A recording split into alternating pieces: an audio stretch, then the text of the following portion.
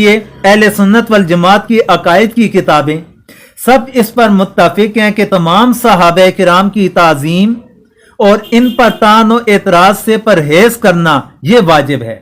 अकायद नस्फिया में है वयकुफ़ु अन ज़िक्र सहाबती इल्ला बिखैर, यानी वाजिब है कि सहाबा का जिक्र बगैर खैर और भलाई के ना किया जाए।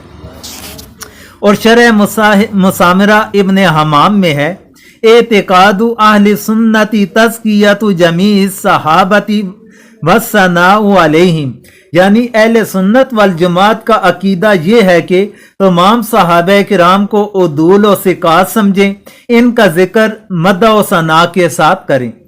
शरह मवाकिफ में है याजिबु ताज़ीमु सहाबती कुल्लिहिम वल कफ़ु अनिल क़दही फ़ीहिम, यानी तमाम सहाबा की ताज़ीम वाजिब है और इन पर तानो एतराज से बाज रहना भी वाजिब है। हाफिज इब्न तैमिया ने अकीदा वास्तिया में फरमाया कि अहले सुन्नत वल जमात का अकीदा यह है कि सहाबा किराम के दरमियान जो इख्तलाफात और कत्लो क़िताल हुए, इनमें किसी पर इल्ज़ाम और एतराज़ करने से बाज रहिए।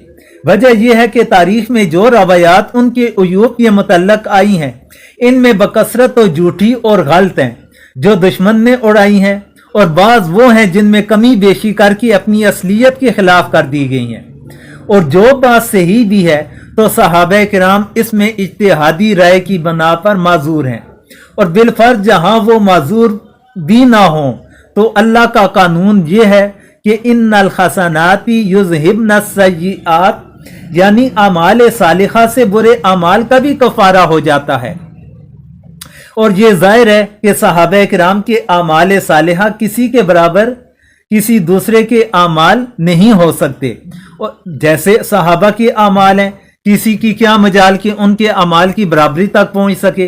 अल्लाह ताला ने जो उन्हें मकाम अता फरमाया, किसी और के मुकद्दर में वो मकाम कहाँ पर आ सकता है। तो अल्लाह ताला के उफ़ व करम के जितने वो मुस्तहिक हैं, कोई दूसरा नहीं हो सकता। इसलिए किसी को ये हक नहीं कि इनके अमाल पर मुआवजा करे और इनमें किसी पर तान व एतराज़ के लिए अपनी ज़बान को खोले। ये अकीदा वास्तिया के अंदर से ये तलखीस ली गई जो इमाम हाफिज इब्न तैमिया रहमतुल्लाह अलैह की किताब है। इससे हमारे लिए ये सबक है कि हमें ख़ास तौर पर सहाबा किराम के मामले के अंदर हद से ज़्यादा एहतियात करनी चाहिए। उनका जब भी तस्करा किया जाए अच्छे अल्फाज के साथ किया जाए। उनके अगर आपस के कुछ तनाज़ात थे या हुए थे या नहीं हुए थे, उन मामलात के अंदर इंसान को खामोशी इख्तियार करने की, उनके मामलात हैं उसे ज़्यादा महफूज रास्ता अल्लाह ताला की तरफ मंसूब कर लिया जाए। अल्लाह तबारक व तआला ने जब उन्हें एक सनद जारी कर ली अपनी रज़ा के साथ, अपनी रज़ा के अल्फाज के साथ, तो फिर हमारे लिए उसके बाद उनके ऊपर किसी किस्म का एतराज़ करना या उनके ऊपर तान व तशनी करना, तो उनकी ज़ात के ऊपर, उनकी हस्तियों पर तो कोई भी असर ना पड़ेगा। हाँ, हमारे अपनी गुमराही के लिए रास्ते खुल जाएंगे, क्योंकि अल्लाह तबारक व तआला ने उन्हें रज़ी अल्लाहु अन्हु व रज़ू अन्हु कह दिया। अल्लाह उनसे राज़ी है, वो अल्लाह से राज़ी हैं।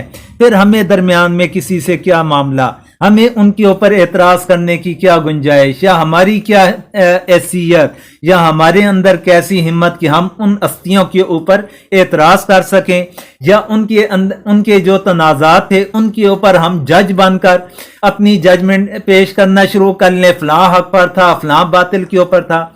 हमारी क्या औकात कि हम उनके दरमियान फैसला करने की हैसियत रखें। इन्हीं अल्फाज के साथ इजाज़त चाहूँगा। आखिर में दुआओं की दरख्वास्त है।